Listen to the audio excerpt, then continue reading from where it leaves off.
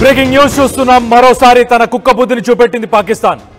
రహస్యంగా ఉగ్ర స్థావరాలు ఏవైతే ఉన్నాయో వాటన్నిటిని మళ్ళీ కన్స్ట్రక్షన్ స్టార్ట్ చేసింది. కన్స్ట్రక్షన్ చేయడానికి చర్యలు చేపడుతుంది. మొత్తానికైతే ఆపరేషన్ సింధూర్లో ధ్వంసమైన ఉగ్ర స్థావరాలు ఏవైతే ఉన్నాయో వాటన్నిటిని మళ్ళీ కన్స్ట్రక్షన్ చేసే ప్రయత్నంలో ఉన్నట్టు చాలా క్లియర్గా తెలుస్తుంది. వరద బాధితుల పేరుతో ఏవైతే విరాళాలు సేకరించిందో, ఏదైతే డొనేషన్స్ వచ్చాయో, ఇంటర్నేషనల్ డొనేషన్స్, యూరోపియన్ యూనియన్, అలాగే యునైటెడ్ స్టేట్స్, అలాగే అరబ్ దేశాల నుంచి ఏవైతే డొనేషన్స్ వచ్చాయో ఆ డొనేషన్స్ అన్నిటితోని మళ్ళీ ఆ ఉగ్ర స్థావరాలని మొత్తానికైతే కన్స్ట్రక్ట్ చేసే పనిలో మొత్తానికైతే నిమగ్నమైనట్టు తెలుస్తుంది. పాకిస్తాన్ ఆ ఖర్చుని, ఏదైతే రిలీఫ్కి వచ్చిన ఫండ్స్ ఏవైతే ఉన్నాయో ఆ ఫండ్స్ని, ఆ ఖర్చును చూపెడుతుంది. కానీ మళ్ళీ కన్స్ట్రక్షన్ మాత్రం లష్కరే తోయిబాకి సంబంధించిన క్యాంప్ ఆఫీసు, దాంతోపాటు ప్రధాన కార్యాలయాలు ఏవైతే విభాగాలు ఉన్నాయో ఈ ఉగ్రవాద సంస్థలకు సంబంధించినవి వాటన్నిటినీ కూడా భారీ యంత్రాంగాలతోని మొత్తానికైతే మళ్ళీ రీకన్స్ట్రక్ట్ చేస్తున్నట్టు తెలుస్తుంది. ఉగ్రవాదులకు శిక్షణ స్థావరాలుగా ఉపయోగించే ఛాన్సెస్ కూడా ఉండడానికి ఖచ్చితంగా ఉన్నాయి. ఇంతకుముందు గతంలో మనం చూస్తే కనుక 2022లో కూడా భారీ వరదలు వచ్చినాయి. 22లో భారీ వరదలు వచ్చినప్పుడు అప్పుడు అమెరికా, అలాగే యూరోపియన్ యూనియన్, అలాగే అరబ్ దేశాల నుంచి ఏదైతే ఫండ్స్ వచ్చాయో ఆ ఫండ్స్ అన్నిటినీ కూడా పాకిస్తాన్కి సంబంధించిన FIA అంటే ఫెడరల్ ఇన్వెస్టిగేషన్ ఏజెన్సీ అని చెప్పేసి ఒక ఏజెన్సీ ఉంది. ఆ ఏజెన్సీ కూడా 2 నాన్ ప్రాఫిట్ ఆర్గనైజేషన్స్, 2 NGOs ఉన్నాయి. ఆ 2 NGOస్కి ఈ డబ్బుల్ని మళ్ళీ ఇచ్చినట్టు తెలుస్తుంది. మళ్ళీ ఇచ్చిన ఆ 2 NGOస్కి జైష్ ఈ మొహమ్మద్, అలాగే తెహరీక్ తాలిబాన్ పాకిస్తాన్, ఈ 2 మిలిటెంట్ గ్రూప్స్ ఏవైతే టెర్రరిస్ట్ గ్రూప్స్కి సంబంధించిన ఆర్గనైజేషన్స్ ఉన్నాయో ఈ ఆర్గనైజేషన్స్ ద్వారానే ఆ NGOs రన్ అయితే ఆ NGOస్కి డబ్బులు వచ్చిన తర్వాత వాళ్ళు మద్రాసాస్ అంటే అక్కడ ఉండే మసీదులపై, మద్రాసాలపై వీళ్ళు ఇన్వెస్ట్ చేస్తారు. ఇన్వెస్ట్ చేసిన తర్వాత అక్కడి నుంచే, ఆ మద్రాసాస్ నుంచే వీళ్ళు మిలిటెంట్స్ని ట్రైన్ చేయడానికి అక్కడి నుంచే యువతని అక్కడి నుంచే తీసుకుంటారని చెప్పేసి కూడా FIA కూడా తేల్చి చెప్పింది ఇంతకుముందు. సో గతంలో కూడా మనం చూస్తే 2022లో వచ్చిన వరదల పరిస్థితి కూడా అదే, ఇప్పుడు 2025లో వచ్చిన వరదల పరిస్థితి కూడా అదే. ఆ వరదలకు ఏదైతే రిలీఫ్ ఫండ్స్ ఏవైతే వస్తున్నాయో ఆ ఫండ్స్ అన్నిటినీ మళ్ళిస్తున్నారు. మళ్ళించి ఉగ్రవాద చర్యలు చేపట్టడానికి ఏవైతే హెల్ప్ఫుల్గా ఉంటాయో మద్రాసాలు కానీ మిగతా అని కానీ, ముఖ్యంగా మనం చూస్తే కనుక పెహల్గామ్ దాడిలో మనం ఏవైతే టార్గెట్ చేసి ఏవైతే ఇన్స్టిట్యూషన్స్, ఏవైతే ఆర్గనైజేషన్స్, ఏవైతే మద్రాసాలు ఏవైతే ఉన్నాయో వాటన్నిటిని మనం కూల్చివేసిన తర్వాత వాటన్నిటిని మళ్ళీ రీకన్స్ట్రక్ట్ చేసే ప్రయత్నం చేస్తున్నారు. వరదల్లో పాపం ప్రజలు చాలామంది తినడానికి తిండి లేదు, వాళ్ళకి క్లీన్ వాటర్ లేవు, వాళ్ళకు ఒక షెల్టర్ కూడా లేదు. అలాంటి పరిస్థితిలో ఉన్న ప్రజలకు మాత్రం డబ్బుని ఇవ్వట్లేదు. ఉగ్రవాద సంస్థలకు సంబంధించి మళ్ళీ రీకన్స్ట్రక్ట్ చేసుకొని మళ్ళీ ఉగ్రవాదులని మళ్ళీ రిక్రూట్ చేసుకునే ప్రయత్నంలోనే పాకిస్తాన్ ఉన్నట్టు చాలా క్లియర్గా తెలుస్తుంది. మొత్తం మీద అయితే మనం చూస్తే కనుక 2022లో పాకిస్తాన్కి $1.3 బిలియన్, $1.3 బిలియన్ ఫండ్స్ అప్పుడొచ్చాయి.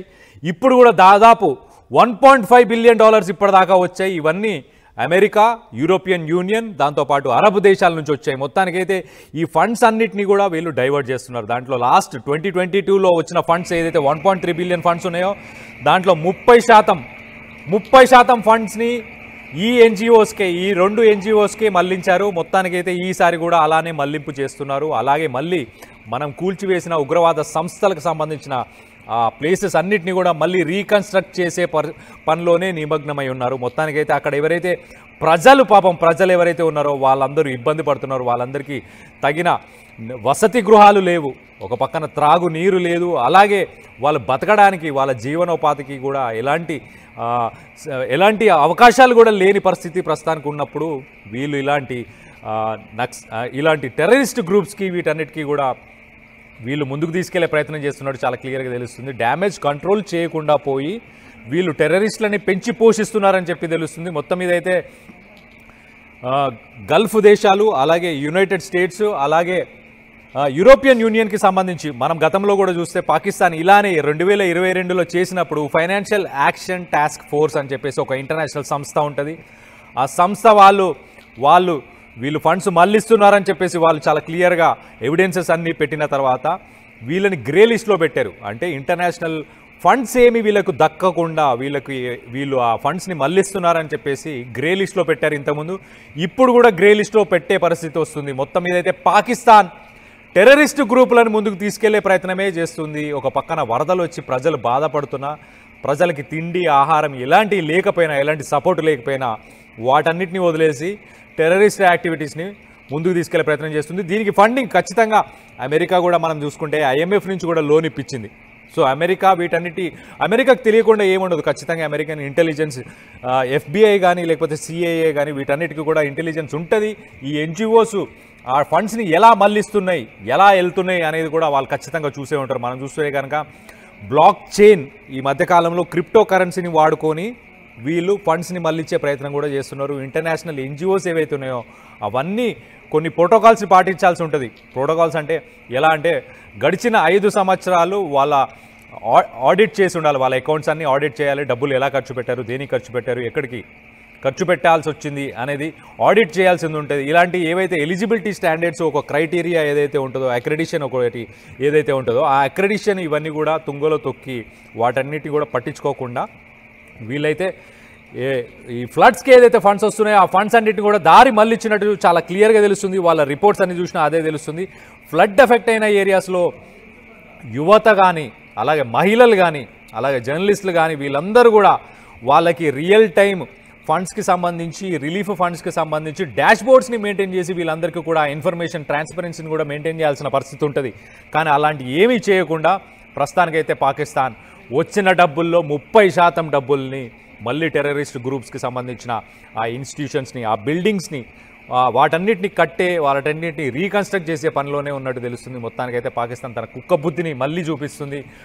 దీనికి మరి అమెరికా ప్రోత్సాహం ఇస్తుందా, ట్రంప్ దగ్గర నుండి ప్రోత్సాహం ఇస్తున్నాడా లేదా అనేది కూడా తెలియాల్సింది ఉంది. మొత్తానికైతే ఫండ్స్ అయితే దగ్గరుండి IMF నుంచి ఫండ్స్ ట్రంపే ఇప్పించాడు. ఇంకో పక్కన మనం చూస్తే యూరోపియన్ యూనియన్ నుంచి కూడా ఏవైతే ఫండ్స్ వస్తాయో, ఇలా ఏదైతే నేషనల్ డిజాస్టర్స్ జరిగినప్పుడు ఏవైతే ఫండ్స్ వస్తాయో ఆ ఫండ్స్ని కూడా ఖచ్చితంగా యూరోపియన్ యూనియన్ నుంచి కూడా ఇప్పించాడు. అలాగే గల్ఫ్ కంట్రీస్ నుంచి కూడా పాకిస్తాన్కి ఇప్పించినట్టు కూడా మనకు తెలుసు. మొత్తానికైతే ట్రంప్ పాకిస్తాన్ కలిసి మరొకసారి అదే తప్పిదాలు చేస్తున్నారు. మళ్ళీ వాళ్ళు టెర్రరిస్ట్ ఆర్గనైజేషన్స్ని మళ్ళీ ముందుకు తీసుకెళ్లే ప్రయత్నం చేస్తున్నారు. చాలా క్లియర్గా తెలుస్తుంది. ఒక పక్కన తెహరీక్ ఈ తాలిబాన్ అని చెప్పేసి పాకిస్తాన్కి సంబంధించిన ఒక టెర్రరిస్ట్ గ్రూప్, దాంతోపాటు జైష్ ఈ మొహమ్మద్, ఇవన్నీ ఎప్పటి నుంచో చాలా పటిష్టంగా పనిచేస్తున్న ఆర్గనైజేషన్స్. ఇవి ఈ మద్రాసాలు, ఈ మసీదులు ఏవైతే ఉన్నాయో అక్కడికి ఎవరైతే యువత దాంట్లో చదువుకునే వాళ్ళు ఉంటారో వాళ్ళందరినీ, పేద కుటుంబాల నుంచి ఎవరైతే ఉన్నారో వాళ్ళందరినీ టార్గెట్ చేసి వాళ్ళందరినీ కన్వర్ట్ చేస్తారు. వాళ్ళందరినీ ఒక ట్రాన్స్లోకి తీసుకెళ్ళి మీరు దేశం కోసం, మీరు మతం కోసం మీరు ఖచ్చితంగా పోరాడాలి, ఇది ఒక ధర్మ యుద్ధం అని చెప్పేసి వాళ్ళందరినీ మోటివేట్ చేసి వాళ్ళందరినీ ఒక ఉగ్రవాదులుగా వాళ్ళు మార్చి మన ఇండియానే టార్గెట్ చేసుకుంటూ మన ఇండియాకి పంపించే ప్రయత్నం చేస్తారు. ఇండియాలోనే ఎప్పటికప్పుడు ఏదో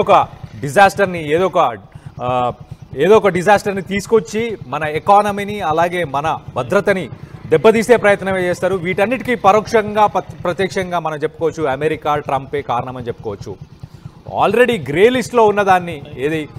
లిస్ట్లో ఉన్నదాన్ని కూడా బయటికి తీసుకొచ్చారు ఇంతకుముందు గతంలో కూడా. ఇప్పుడు కూడా మళ్ళీ అదే ప్రయత్నం చేస్తున్నారు.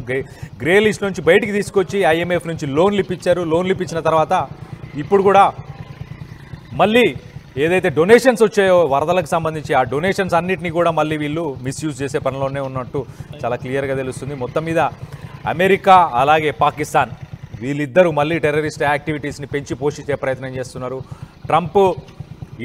మోదీ కానీ ట్రంప్ కానీ వీళ్ళిద్దరికీ కుదరట్లేదు. ఇండియాని ఎలాగైనా తొక్కాలి, అనగదొక్కాలి, ఇండియాని ఎలాగైనా కంట్రోల్లోకి తీసుకోవాలని చెప్పేసి గతంలో మనం చూపించి బూచిలాగా చూపిస్తున్నారు. పాకిస్తాన్ని బూచిలాగా చూపించి మనని లొంగ తీసుకునే ప్రయత్నం చేస్తున్నాడు. లాస్ట్ 2-3 వారాలు మనం చూసాం.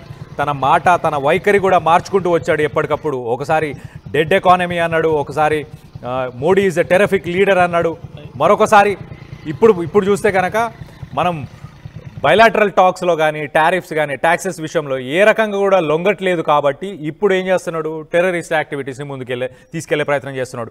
ఎప్పుడు టెర్రరిస్ట్ యాక్టివిటీస్ అయినా కూడా మనం చూస్తే కనుక పాకిస్తాన్కి సంబంధించిన field marshal Asim Munir terrorist activities జరగడానికి కొంచెం ముందే ఆయన బహిరంగంగా పాకిస్తాన్లో ఒక స్టేట్మెంట్ ఇస్తాడు, ఏదో ఒకటి ఇండియాకి సంబంధించి.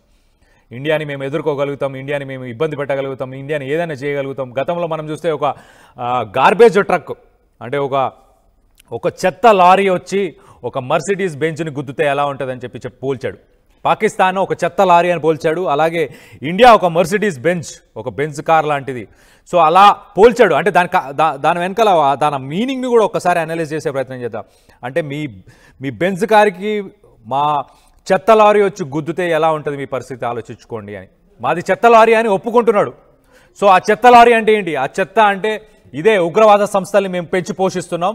ఈ చెత్తని అంటే డిస్పోజబుల్, అంటే వాళ్ళు చనిపోయినా మాకేం ఫరక్ పడదు అని ఒక ఉగ్రవాదులను తయారు చేసి భారత్ మీదకి పంపించే ప్రయత్నం చేస్తున్నాడు. సో ఆసిమ్ మునీర్ ఎప్పుడు ఒక స్టేట్మెంట్, ఇంతకుముందు మనం గతంలో చూస్తే కనుక అమెరికాలో కూడా అమెరికా భూభాగంలో ఉండి ఒక పాకిస్తాన్కి సంబంధించిన ఆర్మీ చీఫ్ కానీ లేకపోతే ఫీల్డ్ మార్షల్ కానీ గతంలో ఎప్పుడు ఇలాంటి స్టేట్మెంట్ చేయలేదు. కానీ అక్కడుండే ఒక న్యూక్లియర్ థ్రెట్ని ప్రపంచ దేశాలన్నిటికీ కూడా ఇచ్చాడు.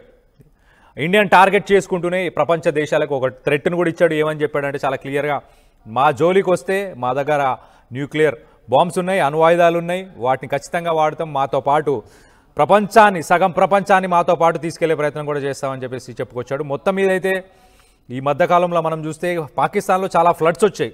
ఒక పక్కన ఇండస్ వాటర్ ట్రీటీ కావచ్చు, ఏదైనా కావచ్చు. భారత్ అలాగే ఇండియా అని చెప్పుకోవాలి. ఇండియా చాలా క్లియర్గా ఒక పెద్ద మనస్తత్వంతో వరదలు వస్తున్నాయి, మీరు జాగ్రత్తగా ఉండండి అని చెప్పి, ప్రాణ నష్టం జరగకూడదని చెప్పి, పోనీ అని చెప్పేసి మన ఎథిక్స్ ప్రిన్సిపల్స్తోని మనం వాళ్ళకు ముందే జాగ్రత్తగా ఉండాలని చెప్తే వాళ్ళు ఆ వరదలనే ఒక అవకాశంగా తీసుకున్నారు. వరదలకు ఏవైతే ఫండ్స్ డొనేషన్స్ ఏవైతే వచ్చాయో వాటన్నిటినీ దారి మళ్ళించి ఒక 30% 40% దాంట్లో నుంచి డబ్బులు తీసి మళ్ళీ ఆ టెర్రరిస్ట్ గ్రూపులకు సంబంధించిన ఆర్గనైజేషన్స్, ఇన్స్టిట్యూషన్స్ వాటిని మళ్ళీ బిల్డ్ చేసే ప్రయత్నం చేస్తున్నారు. మొత్తం మీద అయితే పాకిస్తాన్ తన బుద్ధిని మార్చుకోవట్లేదు. అదే